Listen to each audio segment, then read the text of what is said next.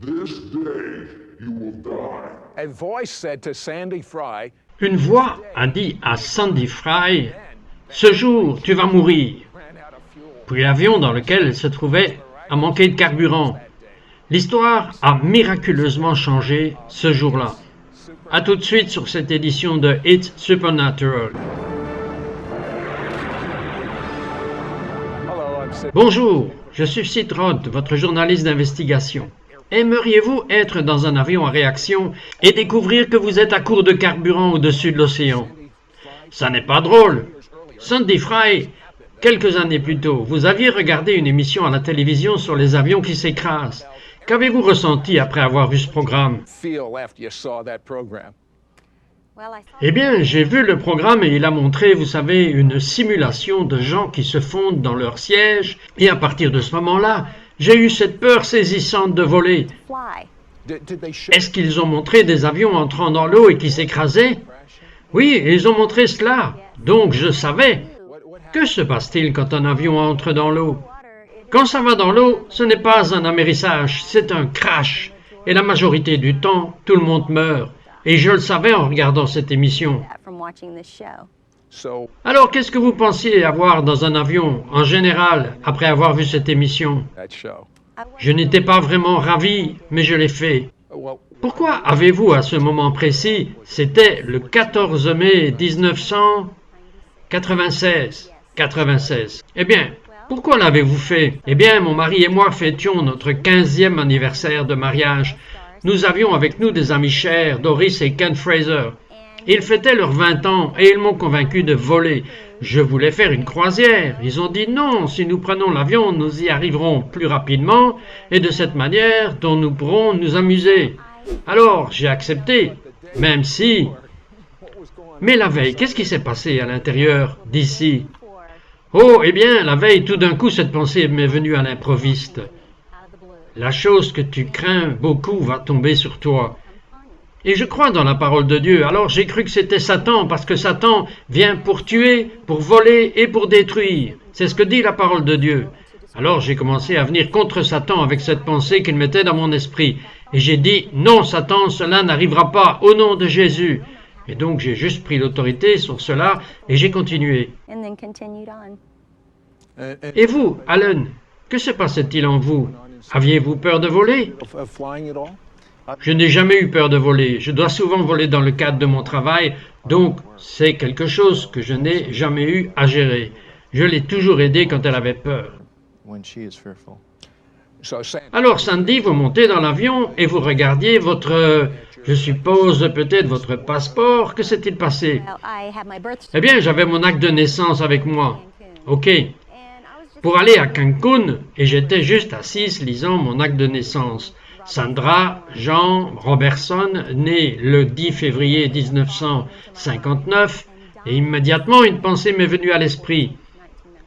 Elle est morte ce jour, 14 mai 1996. Et encore une fois, je savais que c'était Satan qui mettait cette mauvaise pensée dans ma tête. Et alors j'ai commencé à dire la parole de Dieu. Et j'ai dit à Satan, je renverse cette imagination maléfique.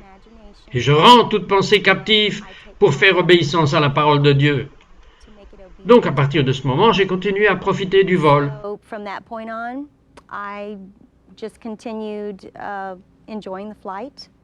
À quand remonte la première fois que l'un de vous a eu une inquiétude ou une préoccupation que quelque chose allait mal sur ce vol?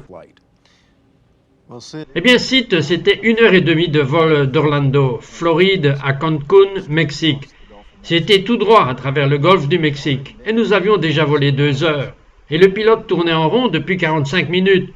Et là, j'ai pensé que c'était inhabituel. Normalement, si vous êtes au-dessus d'un plan d'eau gros comme le golfe du Mexique, on se rapproche du terrain, proche de l'aéroport devant vous, et on pourrait tourner en rond, attendant d'entrer dans l'aéroport. Alors j'ai demandé à un steward ce qui se passait. Il n'avait pas d'explication claire. J'ai donc pensé qu'il se passait quelque chose à ce moment-là. Sandy, étiez-vous au courant? Je suppose que vous n'avez pas dit à Sandy. J'ai bien dû le faire parce que j'avais demandé au steward ce qui se passait et bien sûr, elle était là. Alors, la peur est venue sur vous? Pas du tout. Pas du tout. Je n'y ai pas pensé parce qu'ils ont dit qu'il y avait du retard sur le trafic aérien. Oui, c'est vrai. J'ai juste supposé que c'était l'explication. Et que s'est-il passé ensuite? Eh bien, 5 minutes plus tard, un steward très secoué est venu et s'est tenu devant nous. Il y avait environ 42 personnes à bord, et il pouvait à peine prononcer les mots parce qu'il savait dans quelle situation nous nous trouvions. À ce moment-là, nous avions fait 2 heures de vol et nous n'avions pas assez de carburant pour le faire atterrir. Alors il nous l'a expliqué et il a dit que nous devions nous préparer à un amérissage. Bien sûr, nous savions que cela signifiait que nous allions nous cracher. Sandy, ce documentaire que vous aviez vu quelques années plus tôt, quel genre de photos vous sont venues à l'esprit lorsqu'ils ont dit que vous alliez amérir? Eh bien, tout d'abord, quand ils ont proclamé cette urgence, au début, vous vous dites « Est-ce que j'ai bien entendu ?» Et puis, tout à coup, cela vous frappe. « Oui, c'est bien ce que j'ai entendu. » Et ma première réponse a été que j'ai regardé mon amie qui était en face de moi. Elle avait les larmes aux yeux. Et soudain, la confiance qui vient de Dieu est venue sur moi. C'est la seule façon dont je peux l'expliquer. Je me suis en fait fâché contre Satan et ce qu'il essayait de faire. Et je l'ai regardé, j'ai dit « Non, nous n'allons pas dans l'eau. » De plus, nous serons à l'église dimanche, rendant notre témoignage à la gloire et à la puissance du sauvetage de Jésus-Christ. Maintenant, vous l'avez dit aussi fort? Oui, je l'ai fait. C'est fort. Oui, je l'ai fait. Je veux dire, c'est facile de dire cela maintenant. Je veux dire, vous étiez sur le point de vous planter. Vous aviez vu des vidéos de votre crash, là où tout est détruit, et vous avez dit cela. Oui, je l'ai fait. Que s'est-il passé dans l'avion avec les autres passagers? Panique.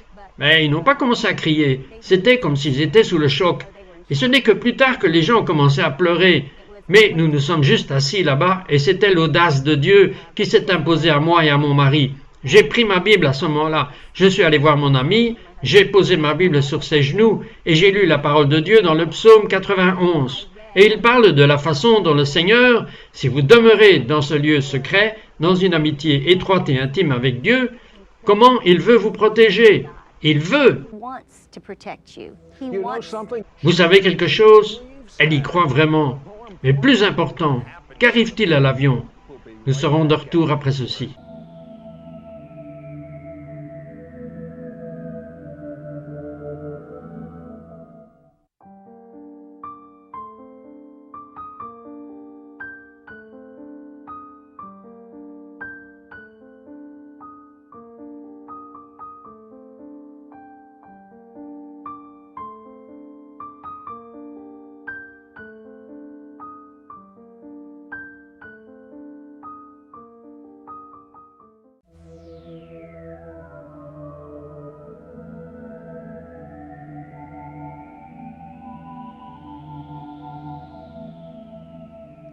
Bonjour, c'est Trott, votre journaliste d'investigation.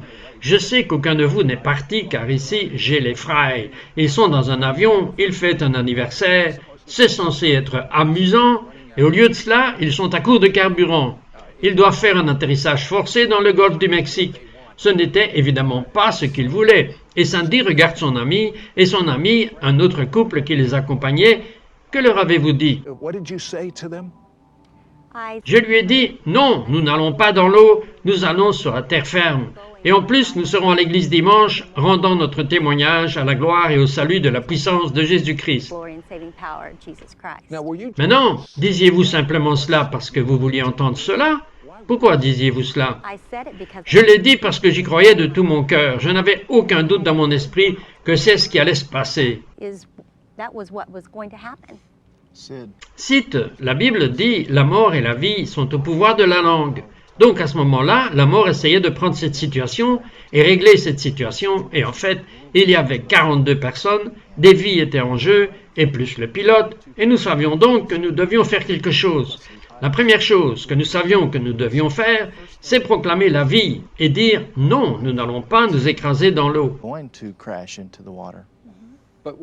Mais qu'en est-il de ce que le steward ou les hôtesses de l'air disaient? Les gens tout autour de vous, cela n'a-t-il aucune influence, Sandy? En fait, je les ignorais parce que j'avais eu peur de voler et d'autres choses dans ma vie. En fait, j'ai mis mes doigts dans mes oreilles comme ceci. Quand l'hôtesse a commencé à donner les procédures d'urgence, je ne voulais pas écouter ce qu'elle avait à dire. Je voulais garder ma concentration sur ce que dit la parole de Dieu. Mais Allen, vous ne vouliez pas que votre femme entende afin qu'elle puisse se préparer à un tel accident? Oui, je l'ai fait. Alors que faites-vous avec votre femme qui allait comme cela? Eh bien, je lui ai dit, chérie, tu as besoin d'écouter car il viendra un temps où tu devras faire ce qu'ils disent. Alors, qu'avez-vous fait? J'ai dit non. Elle ne voulait pas que la peur profite de cela. C'est vrai, je savais que si j'écoutais, que cela ferait entrer cette peur. Et je sentais la confiance de Dieu et je voulais rester ainsi. Donc, au-delà d'avoir vos doigts dans vos oreilles, que faisiez-vous d'autre? À ce moment-là, nous avons prié avec nos amis. Nous avons prié à haute voix pour que tout l'avion puisse nous entendre. Et cela avait un effet calmant sur tout l'avion. Ils sont devenus silencieux et ont écouté ce que nous prions. Et nous avons lu le psaume 91 de la Bible. Et ils voulaient aussi entendre cela. Paraphrasez ce qu'ils entendaient. Que dit le psaume 91? Ma partie préférée du psaume 91 est le verset 14 à 16, où il est dit que le Seigneur honorera ceux qu'il aime. Il les secourra et leur donnera une longue vie. En fait, le mot est satisfaire, cite. Les satisfaire avec une longue vie et leur montrer son salut. Et nous voulions cette longue vie ce jour-là. C'est ce qui nous préoccupait. Alors, avez-vous réellement eu un effet de calmer ces personnes? Je veux dire, ces gens se préparaient pour la mort. Il n'y a aucun doute que cela les a calmés parce qu'ils s'étaient mis à pleurer. Imaginez si vous êtes dans cette situation, vous commencez à penser à votre famille, vos amis, vos enfants. Nous avons 3 enfants. Ces images mentales ont commencé à traverser notre esprit. Et la seule façon dont nous pouvions traiter avec cela était de dire la parole de Dieu. Que faisiez-vous d'autre? Eh bien, nous venions d'apprendre une chanson à l'église la semaine précédente et qui est venue sur mon cœur et j'ai juste commencé à la chanter et c'est tout. Sandy, ce n'est pas très logique.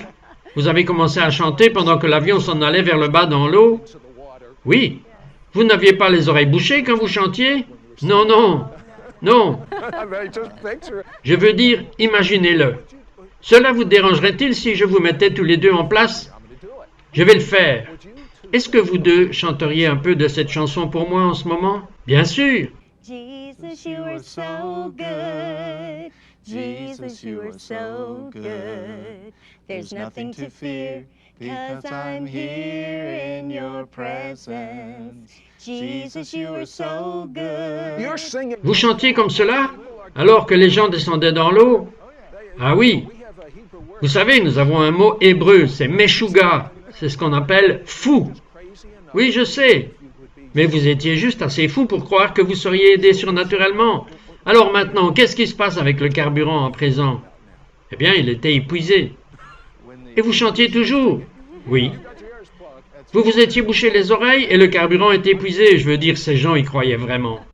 2 heures s'étaient écoulées lorsqu'il a annoncé l'urgence. Maintenant, une autre demi-heure s'est écoulée et nous avons entendu le moteur s'arrêter. Et tout ce qu'il y avait était le bruit du vent. Nous avons découvert plus tard qu'il faut une vitesse de 140 miles à l'heure pour maintenir un jet DC-9 dans les airs. 140 miles à l'heure, c'est assez rapide. Alors, vous devez continuer à baisser le nez si vous n'avez pas de moteur. Et nous avons senti l'avion basculer. Basculer. Donc, vous savez, très bientôt, nous serons sur une pente raide. Et nous disons, Dieu, nous croyons simplement que tes anges vont être envoyés à la rescousse de cet avion, que dans la tour de contrôle, les gens auront la sagesse d'instruire le pilote de la manière dont il doit être instruit, pour que peu importe ce que dit la physique, que cet avion reste debout dans l'air. Vous êtes plutôt calme en ce moment. À quel point étiez-vous calme en disant cela à Dieu? Avec quel calme faisiez-vous cela? Eh bien, je dois vous dire, pour être honnête, il y avait des moments où ces images mentales de ma famille me venaient à l'esprit et j'ai dû faire face à cela. Il faut refuser d'y penser et faire face à la peur qui pourrait essayer d'entrer à ce moment-là. Et donc, je fermais cela et je m'occupais de la situation actuelle parce que je me sentais vraiment... Maintenant, la situation actuelle est plutôt mauvaise. Nous serons de retour après ceci.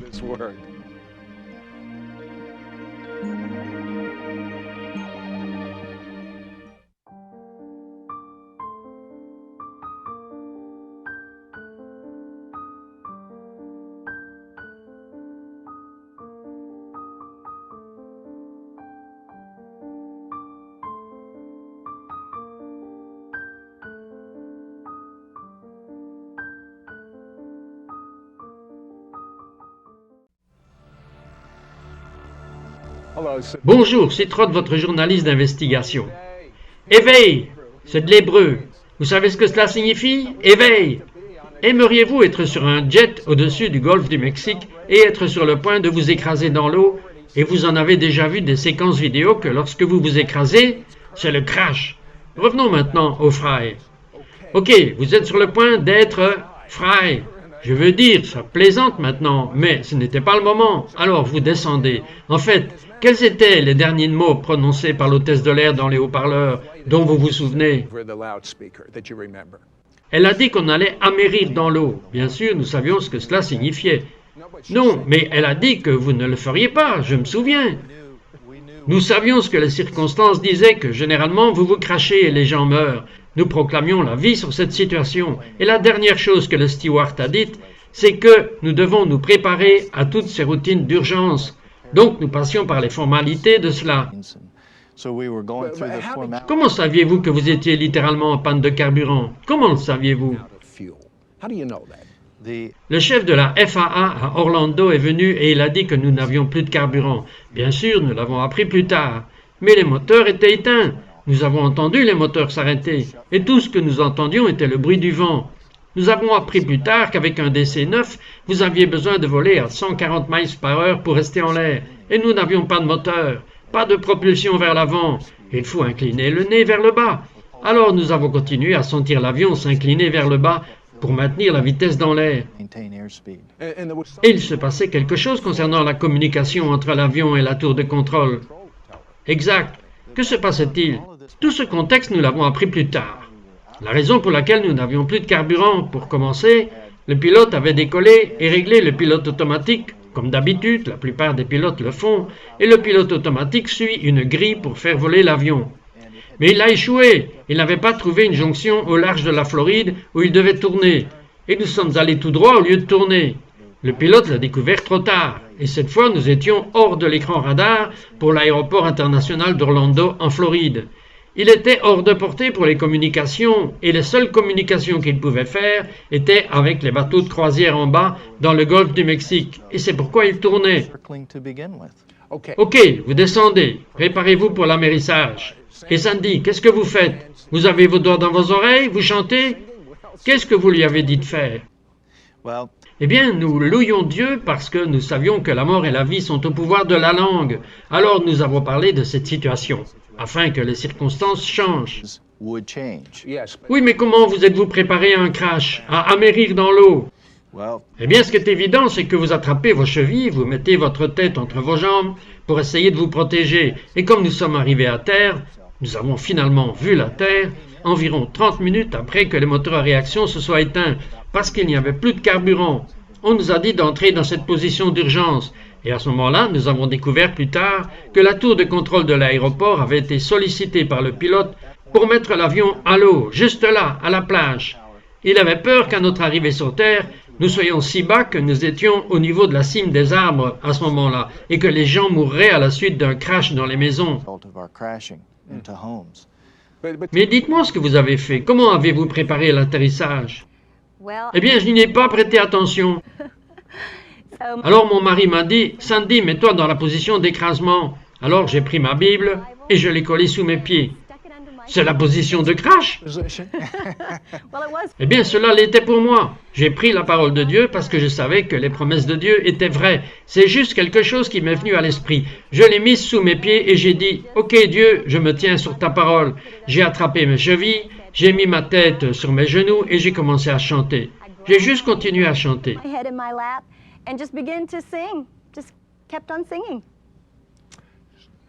Que s'est-il passé? Eh bien, à ce moment-là, nous étions à la cime des arbres, au niveau de l'aéroport. Nous pouvions voir l'aéroport et nous nous réjouissions. Nous disions, « Merci Seigneur, tu vas nous faire atterrir, maintenant conduis-nous à l'aéroport. » Et l'avion s'est incliné. Dès qu'il s'est incliné, il a perdu de la vitesse, alors il est tombé. Et nous nous sommes écrasés à environ 250 mètres devant la piste d'atterrissage. Et bien sûr, un crash de cette ampleur, un DC-9 est un très gros jet et il est tombé très puissamment. Il a juste rebondi et rebondi, il a creusé un sillon dans le sol, il a touché la piste d'atterrissage, le train avant et toutes les roues étaient cassées. C'était donc de la tôle sur le béton à ce moment-là. Des étincelles volaient partout. Dieu merci, nous étions à court de carburant car il aurait pu exploser. L'aile droite est entrée dans le sol et nous sommes allés dans un champ vers la droite où nous nous sommes arrêtés. Et puis, nous nous sommes juste réjouis. Nous sommes descendus de cet avion, remerciant Dieu qu'il avait accompli un miracle dans nos vies. Et nous avions survécu à ce voyage en avion qui était censé finir dans l'océan. Dieu a miraculeusement maintenu cet avion en l'air pour nous amener à atterrir en toute sécurité là-bas. Sandy, quand vous êtes au sol et que vous regardez un avion qui vole dans le ciel, suspendu à rien, qu'en pensez-vous? Que se passe-t-il dans votre tête? What do you think? What's going on in your mind? Chaque fois que je vois un jet maintenant, je dis merci Seigneur pour avoir satisfait à ma longue vie et m'avoir montré ton redoutable salut. Comment aimeriez-vous avoir ce genre de confiance? Je veux dire, ce n'est pas de la pensée positive. Je veux dire, c'est là que le caoutchouc rencontre la route lorsque votre avion s'écrase. Panne d'essence, et il atterrit enfin, non dans l'eau, et l'aile tombe, et vous sortez indemne. Indemne, aucun mal avec vous. Aimeriez-vous avoir cette confiance? Cette confiance ne peut venir pas d'entendre une histoire comme celle-là. Cela ne vous fait aucun bien, mais de faire la connaissance de Dieu par vous-même. Pas une situation de type religieux, pas nécessairement en allant à l'église, sans nécessairement dire des choses religieuses, mais en le connaissant par vous-même. Comment le connaissez-vous? Vous traitez avec lui avec honnêteté et intégrité. Vous dites, Dieu, j'ai commis beaucoup de péchés contre toi, pour lesquels je suis si désolé. Je crois que Jésus est mort pour mes péchés, et par son sang, mes péchés sont lavés. Vis en moi, sois réel. Soyez réel pour Dieu, et Dieu sera réel pour vous. Je peux sentir sa présence venir sur vous à présent. C'est la même présence de paix qu'ils ont vécue. Now, that's the same presence of peace they experienced